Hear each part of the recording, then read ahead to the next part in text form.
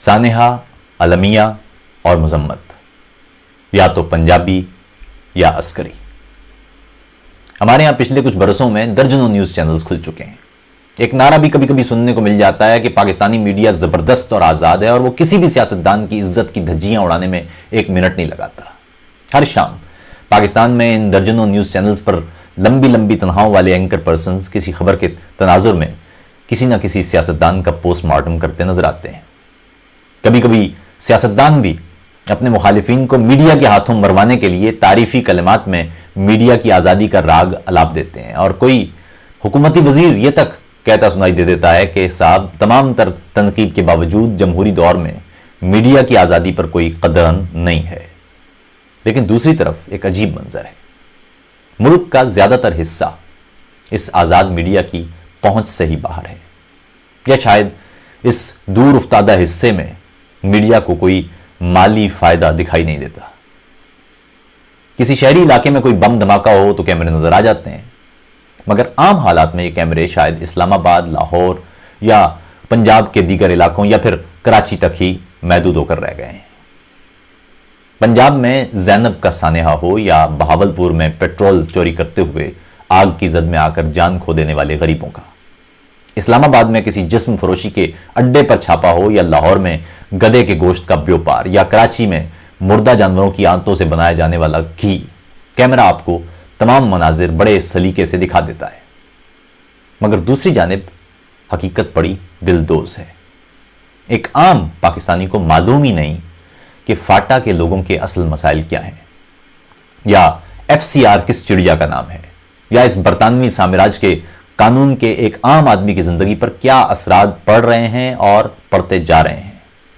ایک عام پاکستانی کو معلوم ہی نہیں کہ بلوچستان کے لوگوں کا درد کیا ہے، وہ ہم سے کیا کہہ رہے ہیں، انہیں ہم سے شکایت کیا ہے اور ان کا مطالبہ کیا۔ ایک عام پاکستانی کو معلوم ہی نہیں کہ گلگت بلتستان کا تنازعہ کیوں کشمیر کے ساتھ جڑا ہوا ہے، یا گلگت بلتستان آئینی طور پر کیوں پاکستانی صوبہ نہیں بنایا جا سکتا۔ یہ کیمرہ ان دور افتادہ مقامات پر پہنچے تو کوئی جانے،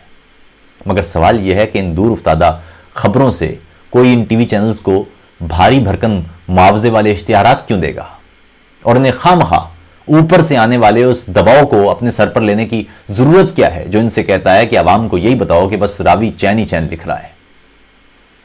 معاملہ گلگت بلتستان میں احتجاج کا ہو تو مقامی افراد سوشل میڈیا پر خود اپنے موبائل کیمروں سے بنائی ہوئی فوٹیج پوسٹ کر کے پوچھتے رہتے ہیں کہ ریاست کہاں ہے اور آزاد میڈیا کہاں گیا۔ کوئی بم دھماکہ پاڑا چنار میں پیش آئے تو مقامی افراد اپنے محلوں اور گلیوں میں آزاد میڈیا تلاش کرتے کرتے دن گزار دیتے ہیں۔ بلوچستان میں دن دہاڑے گھروں سے نوجوان بچوں کو اٹھا لیا جائے تو آزاد میڈیا اس وقت تک خاموش رہتا ہے جب تک سوشل میڈیا پر لوگ چیخ چیخ کر آسمان سر پر نہ اٹھا لیں۔ مگر اسی بلوچستان میں پنجابی مزدور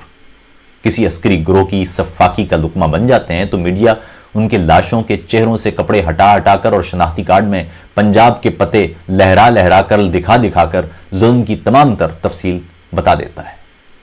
آزاد میڈیا کا کیمرہ فوجی سپاہیوں کے حصار میں سوات میں آپریشن کے بعد ترقی کی بے مثال منازل اور فاٹا میں عسکری کارروائیوں کے بعد امن ہی امن اور خوشحالی کے قصیدے تو سنا دیتا ہے، مگر یہ نہیں پوچھتا کہ اگر امن اور ترقی آ چکے ہیں تو صحافیوں کو ایسے عسکری حصار کی ضرورت کیوں پیش آ رہی ہے، اور بین الاقوامی میڈیا تک کے نمائندوں اور صحافیوں کو ان علاقوں تک رسائی کیوں نہیں دی جا رہی کہ وہ مقامی افراد سے بات کریں اور ان سے پوچھیں کہ ان کی زندگیاں اب کتنی بہتر ہو چکی ہیں، یا انہوں نے اس بیچ میں کیا کچھ کھو دیا۔ بھارت کے قبضے والے کشمیر اور وہاں کشمیریوں کے حق کے خود ارادیت کے بالکل جائز مطالبات اور ان کے جواب میں بھارتی فوج اور سیکیورٹی فورسز کے مظالم اور انسانی حقوق کی سنگین خلاف ورزیوں کا ذکر تو بالکل درست ہے، ہونا بھی چاہیے، مگر کبھی کوئی کیمرہ کسی روز پاکستان کے قبضے والے کشمیر کا چکر بھی لگا لے، شاید یہاں کچھ لوگوں کے کچھ مسائل ہوں اور راوی چین ہی چین نہ لکھ رہا ہو۔ حالات یہ ہیں کہ معاملہ اندرون سندھ کا ہو، پاکستانی انتظام والے کشمیر کا، گلگت بلتستان کا، فاٹا کا یا بلوچستان کا، آزاد میڈیا بھی اپنے کیمروں کی طرح خاموش ہے۔ ہزارہ برادری کے لوگ ٹرک بم حملوں میں مارے جائیں تو میڈیا چند سیکنڈ سے زیادہ یا ایک ٹکر سے زیادہ خرچ کرنے کو تیار دکھائی نہیں دیتا۔ اس آزاد میڈیا کی زیادہ سے زیادہ رسائی پنجاب اور دیگر صوبوں کے عسکری حصار والے علاقوں تک ہی ہے۔ باقی افراد چاہے کوئی بھی ظلم دیکھ لیں، کوئی بھی بربریت پیش آ جائے، کتنی بھی شدت سے دہائی دے دیں، آزاد میڈیا دکھائی نہیں دے گا، نہ کیمرے۔ اسی لیے متبادل کے پلیٹ فارم پر ہر پاکستانی کو دعوت ہے کہ وہ متبادل کا حصہ بنے، اپنے موبائل فونز کو خود کیمرہ بنا لیجئے، بھول جائیے کہ کوئی حکمران یا کوئی اور آپ کی آواز بنے گا، آپ کو خود اپنی آواز بننا ہوگا۔ اپنے موبائل فون سے بنائی ویڈیوز، تصویریں یا اپنی باتیں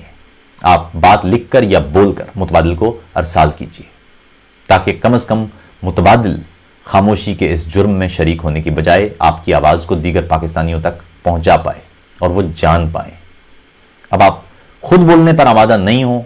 یا آپ خود سستی سے کام لے کر کسی مسیحا یا کسی غیبی مدد کا انتظار کر رہے ہوں تو ضرور جاری رکھیے، مگر اگر اپنی قسمت خود اپنے ہاتھ میں لینا ہے تو خاموشی توڑ کر خود اپنی آواز بنیے، متبادل بنیے۔